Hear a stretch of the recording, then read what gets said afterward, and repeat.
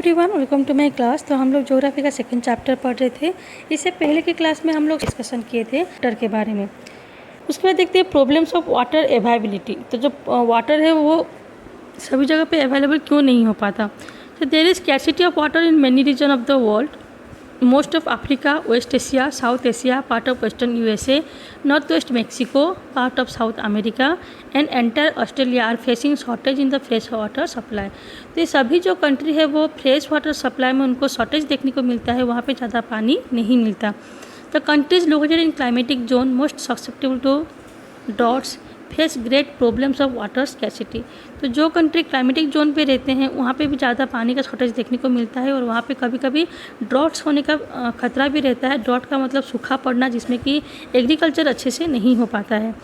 Thus, water shortage may be a consequence of variation in seasonal or annual precipitation, or the scarcity is caused by over-exploitation and the contamination of water sources।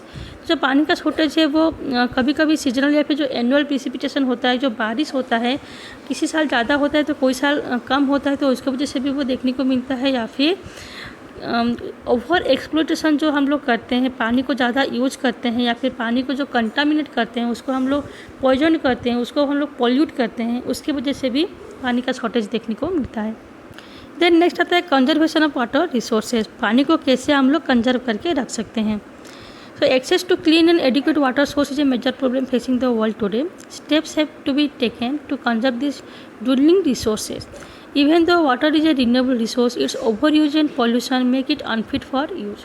तो पानी जो कि एक important resource है, जो कि बहुत ज़्यादा मात्रा में अर्थ में पाए जाते हैं, उसके बाद भी वो कभी कभी हम लोगों को शॉर्टेज होने लगता है, उसको ज़्यादा हम लोग नहीं यूज़ कर पाते। तो क्योंकि हम लोग उसको ओवर यूज़ करते हैं और उसको पॉल्यूट करते हैं, जो कि उसको पीने के लिए फिर यूज़ करने के लिए अनफिट बनाता है। तो कुछ रीजन जो कि वाटर को पॉल्यूट करते हैं वो है डिस्चार्ज ऑफ अनट्रीटेड और पार्शियली ट्रीटेड सीवेज। जो हम लोग घर से जो गंदा पानी बाहर फेंकते हैं, या फिर जो सीवेज होता है, जो कि नाला होता है, वो कभी कभी फट जाते हैं या फिर क्रैक हो जाते हैं, उसमें से भी पानी कंटामिनेट होता है या फिर पॉल्यूट होता है।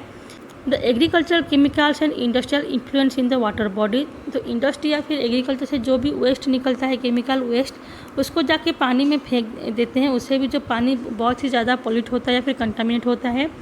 They pollute water with nitrates, metal and pesticides. तो जो चीज़ें हमें इंडस्ट्री से वेस्ट के हिसाब से निकलते हैं, उसमें से नाइट्रेट्स, मेटल्स और पेस्टिसाइड ज़्यादा पाए जाते हैं, तो उससे पानी जो कि पॉल्यूट होता है या फिर दूषित होता है। Most of this chemicals are non biodegradable and reach human bodies through water. तो ये जितने भी केमिकल्स हैं वो डिग्रेडेबल नहीं होता, मतलब वो मिट्टी में वो इजीली मिक्स नहीं हो पाता, तो वो नॉन डिग्रेडेबल होता है, तो वो पानी के थ्रू ह्यूमन बॉडी में जाता है और उससे बहुत सारे डिजीज होने का खतरा रहता है। Water pollution can be controlled by treating this influence suitably before releasing them in the water bodies.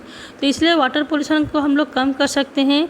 जो इन्फ्लुएंस है, फिर जो केमिकल वेस्ट को हम लोग पानी में फेंक रहे हैं, उन सभी को पानी में फेंकने से पहले उनको अगर किसी अलग जगह पे फेंक दें तो उससे पानी पॉल्यूट नहीं होगा। तो उसके बाद देखो, पानी को कंजर्व करने के कुछ मेजर्स दिए गए हैं, जैसे कि forest and other vegetation cover slow the surface run up and the replenish underground water. तो फॉरेस्ट और वेजिटेशन कवर जो कि पानी के स्पीड को कम कर देते हैं और जिससे सरफेस रन अप को वो स्लो डाउन कर देते हैं। जब बारिश होता है तो ज़्यादा पानी बह जाते हैं, तो उसे जो मिट्टी धो जाता है या फिर पानी जो कि बह जाते हैं, तो उनके स्पीड को वो स्लो डाउन कर देते हैं फॉरेस्ट कवर। तो इसलिए हमें ज़्यादा से ज़्यादा जंगल क्रिएट करना चाहिए। Water harvesting is another method to save the surface run up. तो जब बारिश होता है तो हमें छत के ऊपर वाटर हार्वेस्टिंग करना चाहिए, वाटर को सेव करके रखना चाहिए।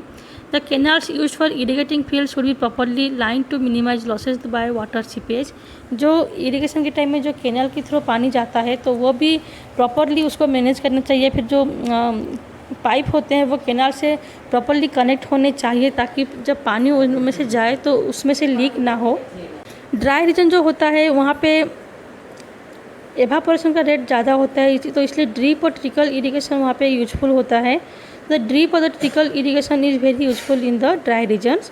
The valuable water resource can therefore be conserved by adopting this means of irrigation. यहाँ पे पिक्चर पे देख सकते हो कैसे वाटर को स्प्रिंकलिंग के थ्रू इरिगेशन किया जा रहा है। तो इसके ज़रिए हम लोग पानी का जो यूज है उसको कम कर सकते हैं, जिससे कि हम उसको सेव कर सकते हैं।